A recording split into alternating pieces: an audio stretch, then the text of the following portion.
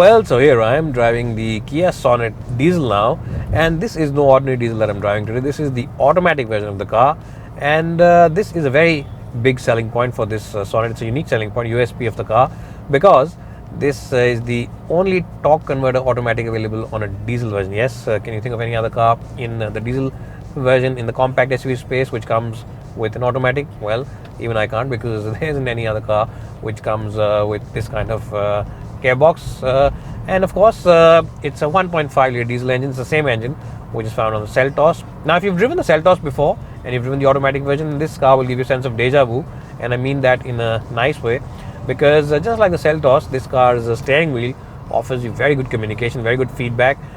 Normally people don't associate compact SUVs, or SUVs for that matter, with sporty handling or agile handling, but it's different with the Sonet.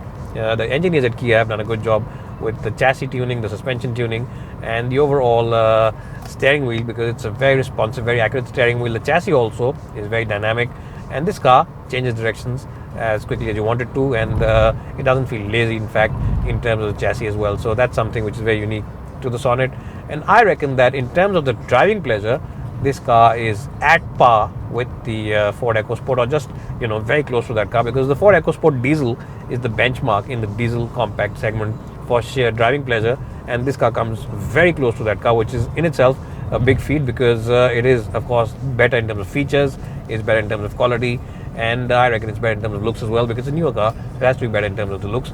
So that's a big feat from the house of Kia, that they've managed to come very close to the Ford EcoSport diesel in terms of the overall driving pleasure. Now, the steering wheel on this car, I think, is a little more heavier than the one on the petrol version that we've driven before, and the reason for that, of course, is that this car has more weight in the front tires, on the front tires, rather the front axle. So that is, of course, there. It's true of all other diesel cars when you compare them with the petrol version of their cars or their siblings. But that said, it's not overtly heavy that you start feeling very tired at the end of a long day. It's got a good amount of feedback, and it's very accurate as well. Now, what you will like, of course, is the refinement from the diesel engine.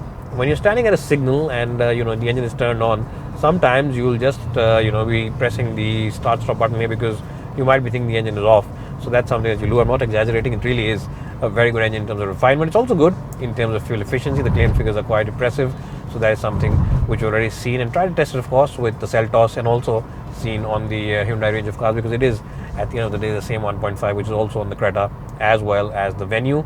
In terms of overall ride comfort, the suspension setting is slightly on the firmer side on the Sonet. So on the highway, that's a good thing, because you feel very stable, very reassuring. But on city roads, some of those badly patched up roads and some of those bad speed breakers might filter into the camera. So that's something which you have to just be careful of. You just have to slow down a bit. It's not that it's overtly uncomfortable, it's just that sometimes you just have to slow down a bit when you see that badly made up rumble strip, but it's nothing which is a deal breaker.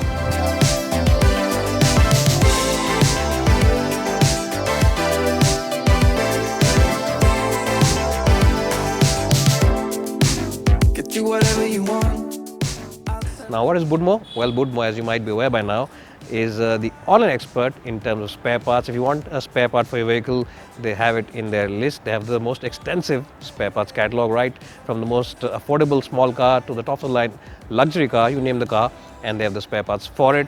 And the best point is that they have the spare parts from a host of different component makers and different price segments for the same spare part. So if you want to buy a cheaper part from a different maker or a more expensive part from a different component maker, they have the option for you.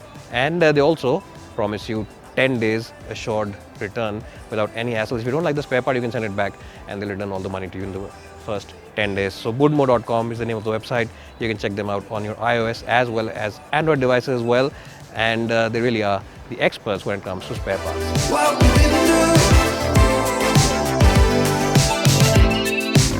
I know you're feeling it too. This short is something. I know that this will take us higher. I'll do whatever you do. Let's take cover before our chances are getting dark. Now, this engine in terms of responsiveness is quite good. It starts responding from a relatively low RPM. So let's say that you're driving this car in the city and doing about 1600, 1700 RPM on the ref counter here, and after that it starts feeling very nice and responsive. So unlike a lot of other diesels where you have to rev them up to 2000 RPM and then they get going, this one is quite good. And this 5-speed gearbox also is very good and very well gelled with the engine, and it does mask the little bit of laziness that the engine has, because the gearbox is very good. You will never know also when the gears are changing. It's so good. It's only when you really push the right pedal down and you want a quick acceleration move that you will notice, maybe that second or two, and then of course you get going. So that's the only time you might notice the gearbox change. But other than that, if you're driving in a nice and reasonable and sensible manner, then you won't notice when the gears are going up or coming down. It really is a smooth and efficient gearbox in that manner. And what you'd also like about this car, of course, is the fact that it's feature loaded. If you want to check out my video review of the features, the quality, as well as the space in the back, you can click on the link in the description box below, and of course I'll put all the links of this car over there. So what do you think of the Kia Sonet diesel? I reckon it's one of the best deals out there. If you drive a lot, if you drive about 15,000, 16,000 kilometers on a regular basis every year, maybe a little more than that, then this is a great package for you. It's hassle-free to drive, it's easy to drive, it doesn't tire you out, it's involving to drive because the steering wheel is so good, and it really is a phenomenal package overall. I'll get a strong score of 91 out of 100 in the driving department, and I reckon that Kia has done a great job with this offering and definitely deserves a double thumbs up from my side. It's bye for now, and thanks for watching.